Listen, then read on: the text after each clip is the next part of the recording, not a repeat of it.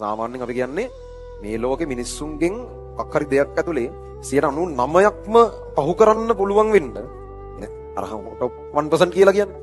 අන්තිම උපරිම ඒ ඕනෑම තමන් කරන දෙයක් ඇතුලේ හොඳම 100ට එක ඇතුළට පැනගන්න මිනිස්සෙකුට අවශ්‍ය දේවල් තියෙන්නේ දෙකයි. අනමනම් ඒකට ආවේනික හැකියාව නෙමෙයි මං කියන්නේ. එකක් තමයි සාමාන්‍ය මිනිහෙක් ඒක වෙනුවෙන් විඳ දරා ගන්නේ නැති තරම් දේවල් ප්‍රමාණයක් තමන්ට විඳ දරා ගන්න පුළුවන් වෙනවා. ඒතර මිනිස්සෙකුට අර බහුතරයක් මිනිස්සු ඉන්න තැනින් උඩට ගිහිල්ලා තමන් කරන දේ ඇතුලේ 99%ක් අභිභව යන්න පුළුවන් වෙන දේවල් දෙකෙන් පළවෙනි එක තමයි ඒ වගේ දෙයකට සාමාන්‍ය මිනිස්සෙක් කණ්ඩ ලෑස්ති කට්ටක් තියෙනවා. සාමාන්‍ය මිනිස්සෙක් යම් තැනකදී එපා වෙලා වූ අතහැරලා දාන තැනක් එනවා. වාට ඊට වඩා දුර ඒක බදාගෙන ඉන්න පුළුවන් වෙනවා. ඒ කියන්නේ දැන් මේ තරණ එෆර්ට් එක සාමාන්‍ය මිනිස්සෙකුට නිකන් වැඩ කරන් යද්දී ඌට බඩගින්නක් આવුත් වැඩි නතර කරලා යනවා කණ්ඩ කෙලින්. ඊට එහා එෆර්ට් එකක් ගන්න එක ඒ බඩගින්න කියන එක අදාළ නැහැ. කොහොම හරි මේ වැඩේට ප්‍රමුඛතාවය දීලා මේ වෙලාවේ මගේ අංක එක මේක. ඒ කියන්නේ මොකද?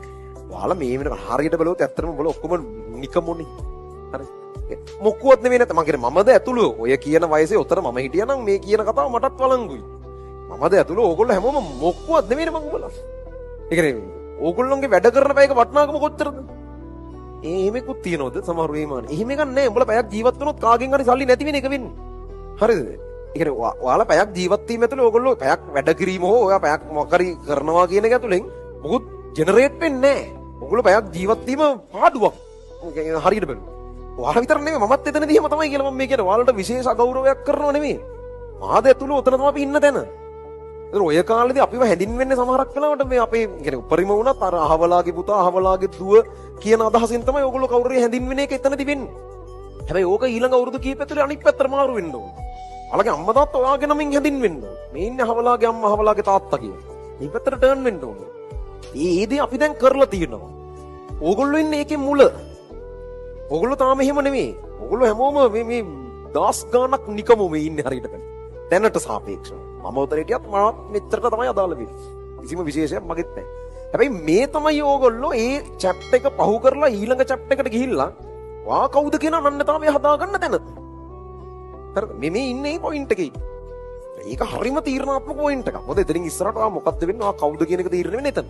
ඒතර ඕගොල්ලෝ මේ ඉන්න තැනයි මීට අවුරුද්දකට දෙකකට කලින් ඕගොල්ලෝ හිටපු ළමා ලපටි මානසිකත්වය මාර වෙනස් වෙන්න ඕන. හරිද? ඕගොල්ලෝ ඉන්න සිටුේෂන් එක ඒකලමයි. මේ උඹලා පොටි උන්නේ නෙවෙයි. හරිද? එහෙම හුරතල් වෙන්න එන්න එපා. අනේ මට වැඩ කරන්න හිතෙන්නේ නැහැ. නිකන් ඉන්න වැඩ කරන්න හිතෙන්නේ නැත්තම් ඔයාට ඉස්සරහට නැති වෙයි. එච්චරයි. දැන් හිතෙන විදිහ නිකන් කම්මැලි වගේ හරි ඒකාකාරී නේ මේ ජීවිතේ. ඒ බයිලා වැඩක් නෑ දැන්. දැන් ඒ කාලේ ඉවරයි. දැන් ඒ වගේම අනේ ඒකනේ නේද කියලා එහෙම අනුකම්පාවෙන් මිනිස්සු ඕගොල්ලෝ දිහා බලන කාලේ ඉවරයි. මහන්සියට ඔයාට වැඩ කරලා ඒ බයිලා නෑ දැන්. දැන් උඹලා කෙලින්ම අර දරුණු සමාජයේ දොරකට ඉන්නේ. ඒතර මේකට ලෑස්ති වෙන එක ඇතුලේ අර මේ බයිලා දාලා නෑ. ඉතින් වැඩ කරන්න හිතෙනවද නැද්ද? මේ අන්තිම වෙදි දැන් අපෝ ගොඩක් ඒවා ඉගෙනගෙන දැන් අමාරුයි තව ඉගෙන ගන්න. ඔය ටික ගෙදර ගිහිල්ලා මීට බලනවා. ඒ රෙකෝඩින් එකෙන් බලනවා. ඒ බයිලා ඉතින්. මේ අවදරත් රෙකෝඩින්ග්ම ඉන්න වෙන්නේ. මේ තත්ත්වයට තමයි මේ වෙලාවෙත් වැටෙනවා නම්. ඒ සිටුේෂන් එකේ බරපතලකම තේරුම් ගන්න. ඔයා ඉන්නේ අර වගේ එකට යන්න. ඒතර ඔයාගේ අනන්‍යතාවය හදන තැනක මේ ඉන්නේ.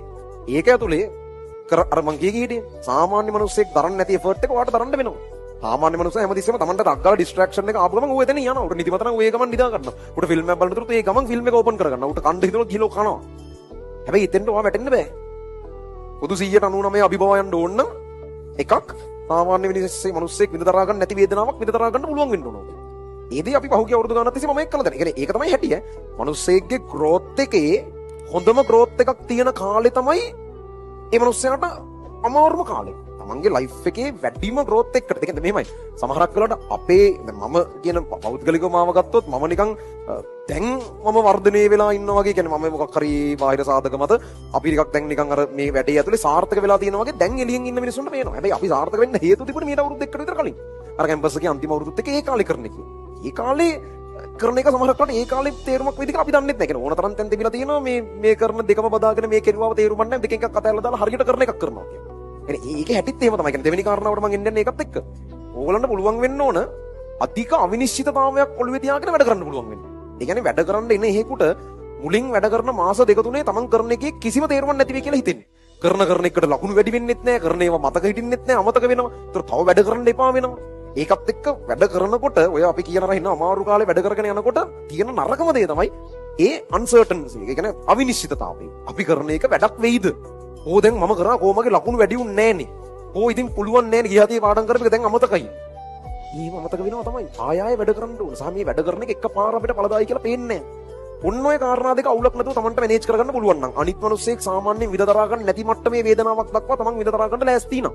දෙවැනි එක අනිත් මිනිස්සෙක් වැඩ කරන්නේ නැති තරම් අවිනිශ්චිතතාවයක් හිතේ තියාගෙන Tamanට වැඩ කරන්න පුළුවන් නම්. ඒ කියන්නේ ඕන එකක යම් කාලයක් වැඩ කරන්න වෙනවා මේක හරියයිද නැද්ද මම මේ කරන දේ තේරුමක් තියෙනවද කෝ දැන් මම මාසයක් මහන්සි වෙනවා කෝ ලකුණු ගිය මාසෙ තැනමනේ ඒ අවිනිශ්චිතතාවය තමයි තියෙන දෙවෙනි කතන්දරේ. ඔය දෙක හිතේ තියාගෙන ඔය දෙක විතරාගෙන ඕගලන්ට වැඩ කරන්න පුළුවන් නම් මේ අර টොප් 100කට ඕගලන්ට එන්න පුළුවන්. සාමාන්‍යයෙන් 106-7ක් කොහොමද ඒකක් ගන්නවා කෙමිස්ට්‍රි. 101ක් කියන්නේ බොහොම අන්තිම කෙලවරක් ගැන මේ කතා කරන්නේ. ඒක කරන්න පුළුවන්. අර දෙක හදාගන්න.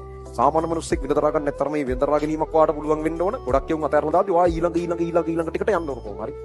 ගොඩක් යුන්ට මේ අවිනිශ්චිතභාවය දරා ගන්න බෑ. වැඩ කරාට වැඩක් වෙන්නේ නැහැ නේ. අර ටක් ගාලා හරියන්න ඕන. එහෙම වෙන්නේ නැහැ. එහෙම වෙනවනම් හැමෝම මේව කරනවා. එහෙම වෙන්නේ නැහැ. ඒක තමයි දෙවෙනි කාරණා. ඕවා හරියට මේව කරගෙන Tamanට එකපාර වැඩ කරද්දී හරියන්නේ නැහැ කියලා වුණත් හිතෙන්න පුළුවන්. කාගෙන අල්ලගෙන ඉන්න එක තැනකදී තමයි ඕක පත්තු වෙලා පේන්න පටන් ගන්න. එළියට මේක පුපුරලා මේ කරන එකේ ප්‍රතිඵල එන්න පටන් ගන්න. එක තැනකදී ඒ වෙනකන් මොකුත් වෙන්නේ නැහැ වගේ පේන්නේ. එහෙම තමයි. ඒක තමයි සාර්ථකත්වයේ